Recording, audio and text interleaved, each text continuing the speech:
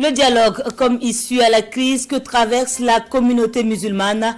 Le message est prêché par le ministre de la Cohésion sociale. Clément Sawadogo s'est entretenu avec la Fédération des associations islamiques. Vous entendrez son message dans un instant. Ils sont âgés de 22, 10 à 14 ans, 25 au total, tous victimes du trafic d'enfants. Camouflés dans un camion chargé de vivres, ils sont sauvés de justesse et retrouvent leur famille d'origine. Les détails de l'histoire, c'est à suivre dans cette édition. Et comment résiste la filière agro-silvopastorale mise à rude épreuve avec l'insécurité? La question préoccupe la région du Sahel. Ce soir, une de nos équipes s'y intéresse à travers le dossier que nous vous proposons. Et ce sont les titres du 20h de ce soir. Madame, Monsieur, bonsoir et merci de nous suivre. Cap sur le palais de Koulouba avec le carnet d'audience du Premier ministre.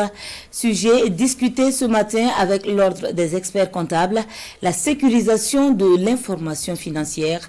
Le bureau, élu en octobre 2020, réaffirme son engagement à accompagner l'État dans cette optique. Urbain Benito Somé et Sekou Zongo. Le nouveau bureau élu de l'ordre des experts comptables du Burkina Faso présente ses membres au chef du gouvernement Christophe Marie-Joseph Dabiré. Composé de 5 membres, le bureau présidé par Yacouba Traoré décline à l'occasion sa vision et sa contribution dans le développement économique et social du Burkina Faso. Le bureau a été élu pour mettre en place une nouvelle stratégie de l'ordre. Cette stratégie consiste à placer l'ordre au cœur du dispositif institutionnel en termes de validation de l'information financière, en termes de respect de l'intérêt public qui est constitué par la qualité de la production et de la sécurité de cette information financière. Et que cette information soit fiable et que cette information puisse être utilisée pour prendre les décisions idoines. Et pour réussir sa mission, le bureau de l'ordre des experts comptables du Burkina Faso sollicite l'accompagnement du Premier ministre afin de sécuriser au mieux l'information financière au profit de l'intérêt public. Le nouveau bureau élu a un mandat de 3 ans et renouvelable une seule fois. Problème de facturation à l'ONEA, assainissement ou encore pénurie d'eau. Le ministre en charge est interpellé ce matin à l'hémicycle. À l'occasion, 2 projets de loi ont retenu l'attention des élus nationaux, celui sur la réalisation prochaine de 27 systèmes d'adduction d'eau potable et un autre sur le financement de projets d'eau potable dans le centre-ouest et le centre-sud. Les débats avec Souleymane Sanou et Sébastien Zongo. À l'unanimité des 114 votants du jour, l'Assemblée nationale autorise la ratification de 2 projets de loi. Le premier concerne la réalisation de 27 adductions d'eau potable dans les régions de la boucle du Moune et des hauts-bassins. D'un coût total de 5 800 millions de francs CFA, il est financé à 94% par la Banque d'investissement et de développement de la CEDEAO et à 6% par l'État burkinabé pour un délai d'exécution de 5 ans. Le deuxième projet de loi est relatif à la réalisation de 11 000 latrines familiales, 200 pompes à motricité humaine et 15 adductions d'eau potable simplifiées dans les régions du centre-ouest et du centre-sud. Le financement est assuré par la Banque africaine de développement pour un coût total de près de 9 800 millions de francs CFA.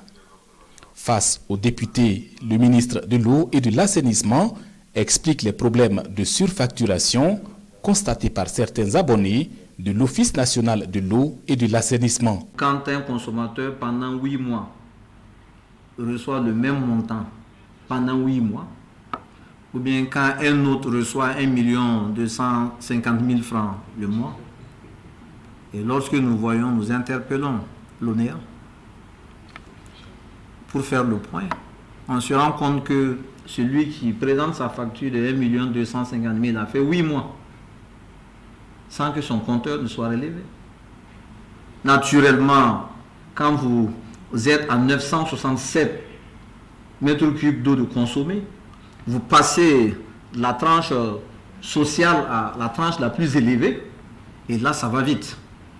On se retrouve à ce montant-là, même si l'ONEA reconnaît avec moi-même qu'il ne fallait pas remettre cette facture. Cette difficulté sera bientôt levée, selon le ministre, qui fonde son optimisme sur les résultats d'un atelier tenu récemment sur la question. Cette fois-ci, plutôt que de relever le mois et faire une moyenne, nous pensons qu'il faut attendre la fin des 2 mois, aller relever, diviser la facture en 2. Chaque facture donc respectera les tranches de facturation. La première moitié sera payée à une échéance, je dirais, N, et la deuxième facture, donc la deuxième moitié sera payée à une autre échéance, N plus 1.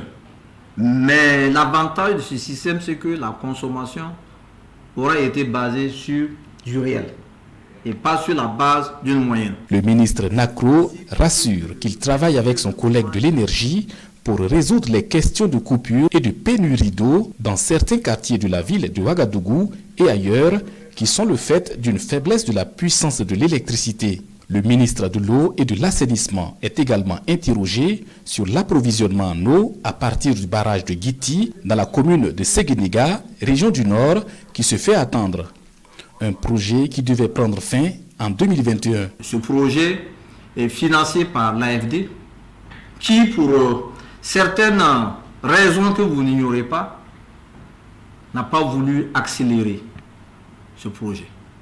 Aujourd'hui, je suis à l'aise de parler de ce projet parce que je pense que le dossier d'appel d'offres sera lancé ce mois. En attendant, en collaboration avec le gouverneur de la région du Nord, 20 sites sont en identification pour réaliser des fourrages, selon le ministre Ousmane Nacro. Des échanges à tout rompre, pourquoi pas, pour peu que cela conduise à une issue de crise au sein de la communauté musulmane. C'est en tout cas le dialogue que prône le ministre en charge de la cohésion sociale en visite à la Fédération des associations islamiques. Ce qui a été dit avec Amadou Ilboudo et Amadou Marcel Atou. Paix et cohésion sociale durable au Burkina, la contribution de la Fédération des associations islamiques du Burkina fortement attendue. Avec les premiers responsables de cette fédération, le ministre de l'administration territoriale traduit sa reconnaissance pour les actions et les efforts déjà consentis en faveur du développement social. J'ai saisi l'occasion pour évoquer avec la fédération la nécessité de renforcer nos cadres de concertation, aussi bien les cadres qui regroupent les confessions religieuses entre elles que celles qui regroupent ces confessions autour du ministère en charge des questions de culte. Cette idée a rencontré en tout cas un écho très favorable et nous allons donc travailler dans ce sens pour que dans les semaines à venir, nous puissions faire des propositions concrètes allant dans le sens du renforcement de ces cadres de concertation. Dans le même élan, cette visite est mise à profit par les deux parties pour évoquer la crise qui prévaut à la communauté musulmane. Sur cette question jugée sensible, le ministre d'État invite les protagonistes à jouer la carte du dialogue. Ce qui régit le domaine de la foi, c'est aussi la fraternité. Et quand des frères en islam, des frères d'une même communauté sont en crise, c'est comme dans toute famille en crise, c'est vraiment à ne pas souhaiter du tout. C'est pourquoi nous devons tout simplement faire ce que chacun doit faire pour que cette communauté retrouve le plus rapidement possible la quiétude en son sein. Et mieux encore, la fin de cette crise qui ébranle toute la communauté musulmane du Burkina depuis 2 ans. Le séjour du président du Conseil national suisse qui s'invite dans cette édition. Une fin de visite marquée par des réalisations constatées. Après le centre-ouest, Andreas Aebi était dans la région de l'Est. Visite aux autorités, hommage aux héros et échange avec le comité de dialogue et de médiation. C'est une journée bien remplie que nous relatent Désiré Ilboudo et Jérôme Tendano. Gouvernorat de la région de l'Est, première étape de la visite du président du Conseil national suisse. Un tête-à-tête avec les autorités régionales et cap sur le site du mémorial aux héros du Gourmou. Mot de bienvenue solennel du gouverneur et gratitude à l'endroit de la coopération suisse. À titre d'exemple, on peut noter des infrastructures marchandes telles que le marché du bétail, le marché central, la gare routière de Fada, qui ensemble constituent un important levier de développement économique pour la région. Autant de mérites reconnus ici avec la médaille d'honneur des collectivités locales. Ce médaille est pour le Parlement suisse et puis je suis fière et heureuse qu'on peut continuer avec cette collaboration pour les 5 prochaines heures. Andreas Aibi rend ensuite hommage aux héros du Bourmont et poursuit sa visite par un entretien avec le comité de dialogue et de médiation qui bénéficie également de l'accompagnement de la coopération suisse. Projection de films, échange sur les activités du comité, mais aussi des présents pour conclure en beauté cette visite de Andreas Aibi et sa délégation dans la cité de Yendabli. C'est une démonstration de collaboration profonde et qui nous témoigne leur intérêt de voir la région retrouver sa cohésion d'antan. La coopération suisse intervient au Burkina depuis 47 ans. Et qui veut aller loin ménage sa monture, qui veut réussir sa mission, s'abreuve à la source de l'expérience. Fort de cette conviction, le ministre de l'Éducation nationale rencontre ses prédécesseurs. Objectif, réussir le projet de réforme du système éducatif conformément à la décision prise en Conseil des ministres. Échange d'expérience et d'expertise sous le regard de Jean-Eudes Bayala et Maïmouna Traoré. Ces anciens ministres en charge de l'éducation répondent à une invitation du professeur Stanislas Waro, ministre de l'Éducation nationale, de l'alphabétisation et de la promotion des langues nationales. Il veut s'inspirer de l'expérience de ses prédécesseurs pour réussir l'organisation des assises nationales dont l'objectif est de réformer le système éducatif pour le mettre en phase avec les aspirations des populations. Les premières assises ont eu lieu en 1994, les États généraux.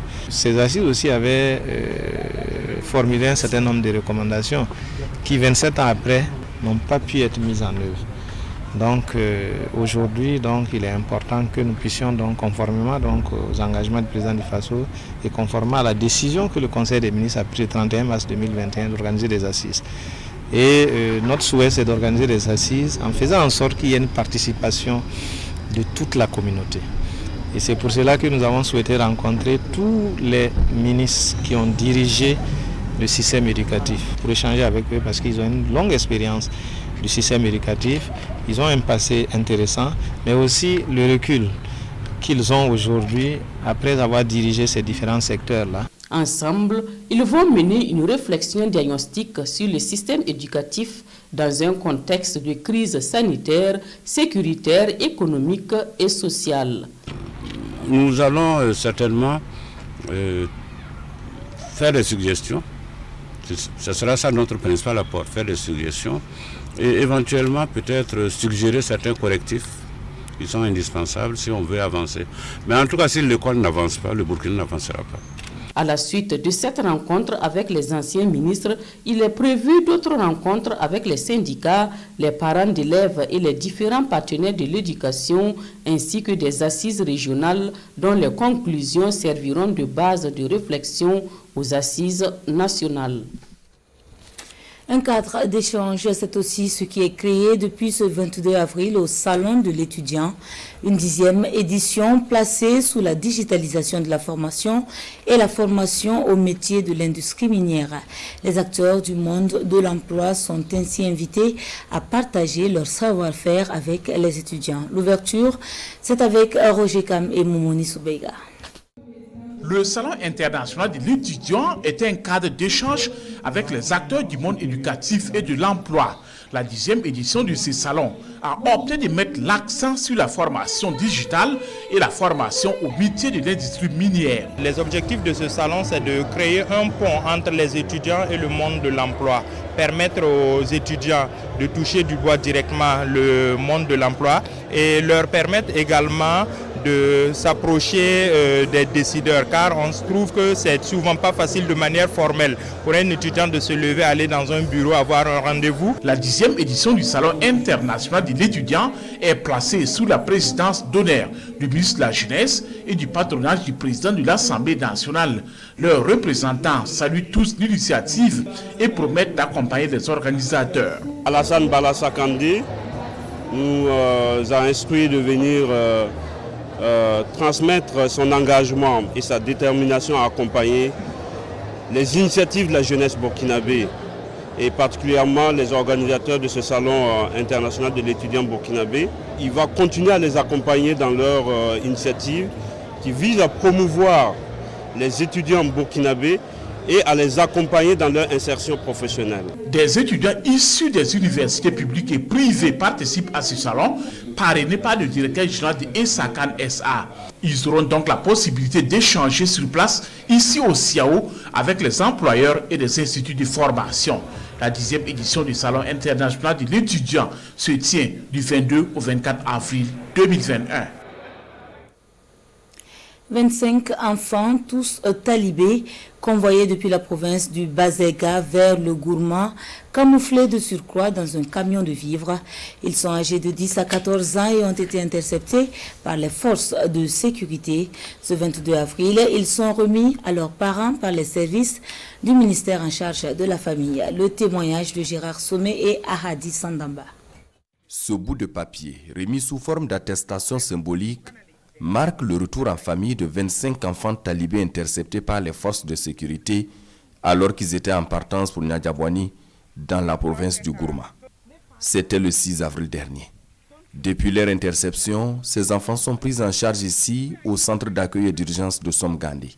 Aujourd'hui, chaque parent reçoit son enfant avec l'engagement de ne plus jamais le laisser quitter son ressort territorial.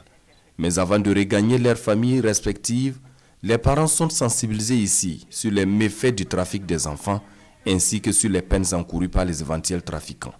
Ils ont entre 10 à 14 ans et proviennent de la province du Bazega.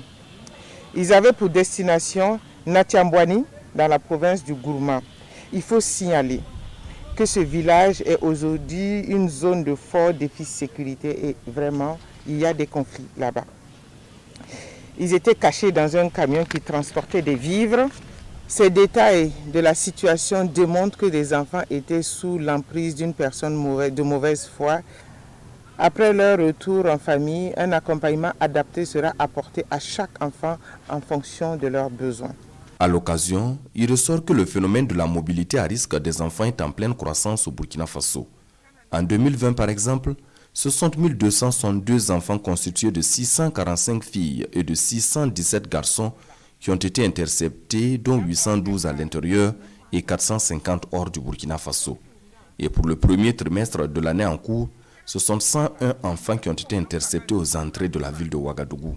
Au ministère en charge de la famille, on s'en préoccupe. La bonne gestion des entreprises et la responsabilité sociale des leaders. On en parle avec les huiliers de Burkina, sensibilisés sur la question ce 22 avril. Une session organisée par le programme d'appui à la compétitivité de l'Afrique de l'Ouest. Ils sont également invités à intégrer la protection de l'environnement dans leur gestion. Alidou Badini et Mounira Kiri. 40 entreprises de production d'huile, de coton et de produits dérivés sont ici sensibilisées sur leurs responsabilités sociétales. Leurs activités peuvent contribuer à polluer l'air, les sols et les eaux. Et à cette rencontre, elles sont invitées à intégrer la dimension protection de l'environnement dans leur gestion. Le PACAO s'inscrit dans un développement durable. Et qui parle de développement durable parle de prise en compte aussi des questions environnementales. Raison pour laquelle le PACAO a jugé nécessaire d'inscrire dans le cadre de ses activités une activité qui va sensibiliser les acteurs du domaine pour le respect des aspects environnementaux. La responsabilité sociétale de l'entreprise implique aussi la création d'un environnement convivial et économiquement viable.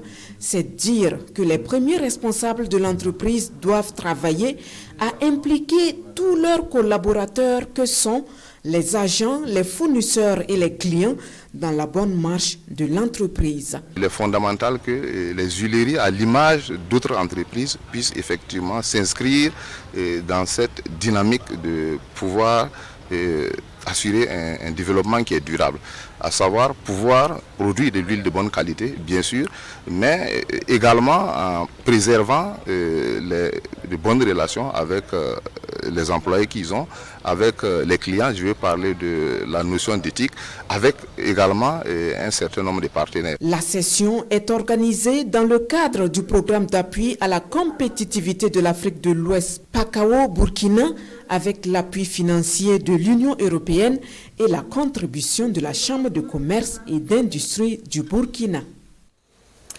Eux font leur entrée dans l'ordre des ingénieurs en génie civil.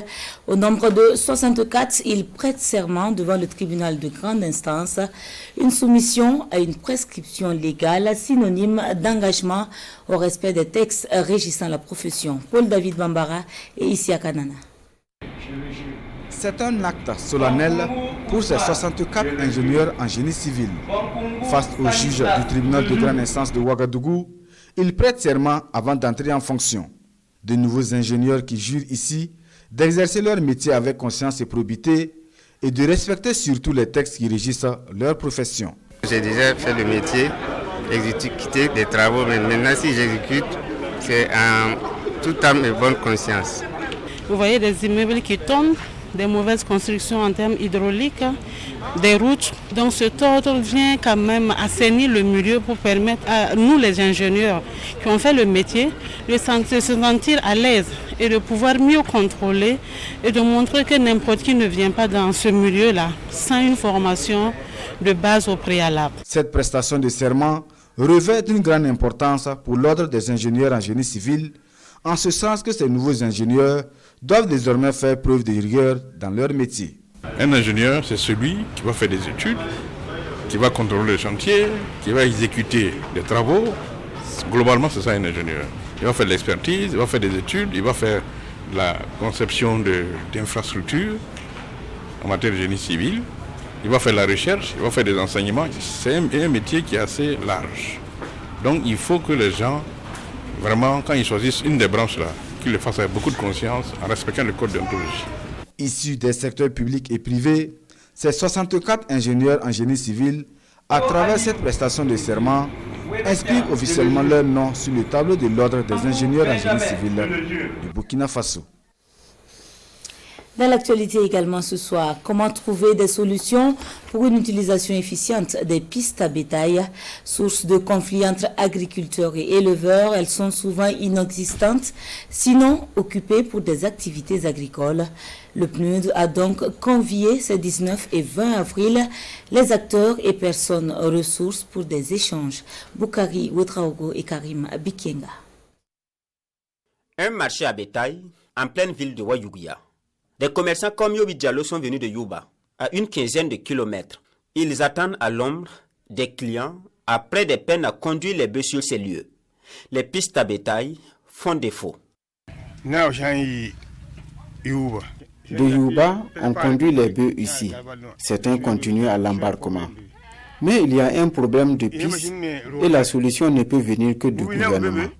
En tant que simple citoyen, si tu parles de piste à bétail à quelqu'un qui veut vendre son terrain, tu passes pour un fou. La question des pistes à bétail préoccupe également au PNUD, le programme des Nations Unies pour le développement. Avec son soutien, pasteurs et agriculteurs ont fait le point des pistes de Solé, Tiou, Ban et Kagne dans la région du Nord. Conclusion, la plupart est occupée et souvent pour des champs.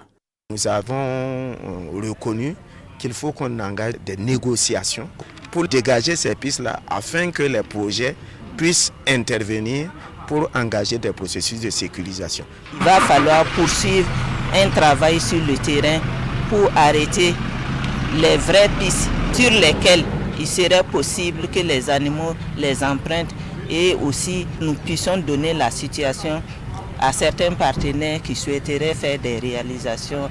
En plus de limiter la mobilité du bétail, l'occupation des pistes provoque souvent des conflits entre agriculteurs et éleveurs dans la région, précisent les acteurs. Cet atelier est l'une des activités du projet d'appui à la gestion pacifique des conflits locaux dans les régions du Nord et du Sahel. Dans un registre quasi similaire, ce sont les difficultés inhérentes à la filière agro-silvopastorale qui préoccupent dans le Sahel. Elle est mise à rude preuve par l'insécurité et son corollaire de déplacés internes. Mais pour certaines structures, il n'est pas question de baisser les bras et le défi de la résilience doit être relevé. Les détails dans ce dossier signé Souleymane Kwanda et Lazare Assanou. Le Sahel, zone d'élevage par excellence, compte à ce jour, selon la direction en charge de l'élevage, plus de 2 millions de bovins, environ 4 millions de petits ruminants et 2 millions de volailles. La filière proie depuis un certain temps sous le poids de l'insécurité. À un certain moment, les éleveurs se retrouvaient être bloqués, les animaux confisqués par des personnes non identifiées et du coup, ça a bien sûr joué sur l'alimentation des animaux et leur santé. La production laitière cette année tourne autour de 467 000 litres de lait et nos statistiques montrent que ce chiffre-là a régressé de 31% par rapport à 2019. Le domaine agricole, lui, connaît aussi des difficultés. Les producteurs, ceux qui sont restés dans les localités, produisent sur condition parce qu'ils ne produisent pas ce qu'ils veulent produire, mais on les impose la production et on impose aussi quel genre de personnes qui doivent produire. Par exemple, dire aux femmes qu'elles ne doivent plus produire, elles ne doivent plus travailler dans les champs. Malgré l'effectif de 91 agents, la direction en charge de l'environnement n'est pas présente sur toute l'étendue du territoire régional. Nous avons 26 services départementaux, mais il n'y a que 7 ou 8 qui fonctionnent normalement. Tout le reste, c'est difficile. Les agents ne peuvent pas accéder à leur poste de faire des menaces terroristes. Ici, au Sahel, le maître mot, c'est la résilience. Plusieurs stratégies sont donc développées à cet effet. Nous avons des WhatsApp que nous utilisons avec des producteurs relais. C'est-à-dire, on exploite l'expertise locale pour pouvoir faire les messages.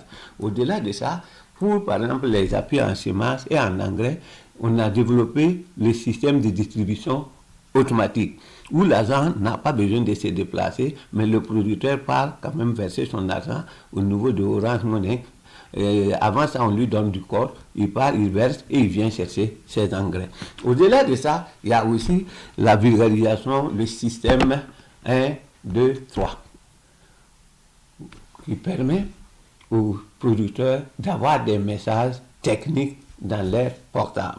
Impossible de se déplacer sur le terrain, les agents de la santé animale travaillent en étroite collaboration avec des partenaires. Tous les acteurs de la filière agro-silvopastorale font de l'espoir que la sécurité revienne afin de leur permettre de vaquer à leurs activités avec quiétude. Les prix Gallian sont bel et bien lancés pour cette 24e édition. Après le dépôt des œuvres en compétition, c'est le Comité national d'organisation qui se voit officiellement installé. Le ministre de la Communication, par la même occasion, a aussi procédé à l'installation des jurys. Paul David Bambara et Abdel Aziz Yagibou. La machine de l'organisation de la 24e édition du concours Prix Gallian désormais en marche. Du ministre en charge de la communication, le comité national d'organisation reçoit ici mandat d'aller au charbon.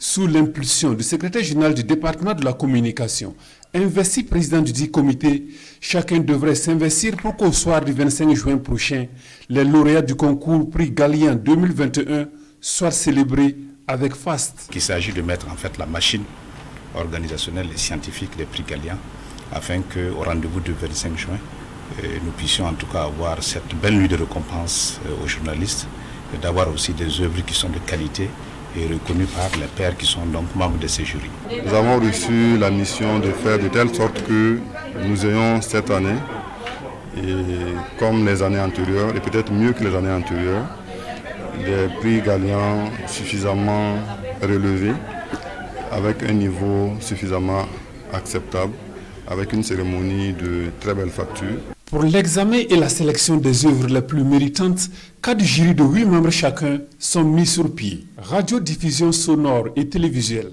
langue nationale, presse écrite et presse en ligne sont ces 4 sous-commissions dont la tâche consiste à apprécier au total 258 œuvres déposées par 129 candidats. Il y a eu moins de candidats que l'année passée et la raison est toute trouvée. La raison, c'est la crise sanitaire, Covid-19. Pour ce qui concerne la valeur et la composition des récompenses, une conférence de presse viendra donner des détails, dira le président du comité national d'organisation. En sport, c'est le coup d'arrêt pour Salitas FC en Coupe CAF. Ce mercredi au stade Charles de Gaulle de Porto Novo, les Colombes ont perdu 2-0 face aux CS Sfaxiens de la Tunisie. Une rencontre comptant pour la 5e journée des phases de poule. Le résumé des envoyés spéciaux Césaire Carfo et Alex Zagri. Le rêve des Colombes de Ouaga 2000 s'envole après cette défaite contre le CS Sfaxien comptant pour la 5e journée de la Coupe CAF. 2-0, c'est le résultat qui sanctionne la rencontre de Porto Novo avec à la clé une élimination des Salitas. Très vite, les Burkinabés sont refroidis suite à ce pénalty concédé par Herman Nikiama à la 5e minute. Il est bien transformé par Firas Chawat. 1-0 pour le CS Sfaxien. À la 13e minute, encore Herman Nikiama crée la frayeur à la défense. Et à la demi-heure du jeu, c'est au tour de Mansour Khan d'éviter le 2-0 pour le club tunisien. Le réveil de Salitas sonnera à la 36e minute avec ce raté de Bassirou Yamiougou qui bute sur le portier du CS Sfaxien. Salitas ne s'y retrouve plus jusqu'à la fin de la première période. Au retour des vestiaires, Salitas sort une équipe expérimentée. Les jeunes Geoffrey Bazé, Bassirou Yamiougou cèdent leur place respectivement à Sami Traouri et Sidiki Barou. Encore les Colombes sont cueillis à froid. À la 50e minute d'une frappe lointaine, Kingsley Edou bat Mansour Khan. Salitas 0, CS Sfaxien 2. Les académiciens dominent mais ne parviennent pas à tromper Mohamed Kaloul, le portier sfaxien. Au terme du temps réglementaire, Salitas tombe 2-0. Et encore sur de petits détails. On a vraiment motivé les jeunes. On les a motivés de faire tout. On joue à Ouara, on joue à Ouara. Pourtant, on ne jouait pas à Ouara, on jouait à Cotonou. Donc ça aussi, ça a beaucoup joué sur nous. Voilà, il ne faut pas dévoiler les faces vraiment. Ça ne nous a pas du tout arrangé.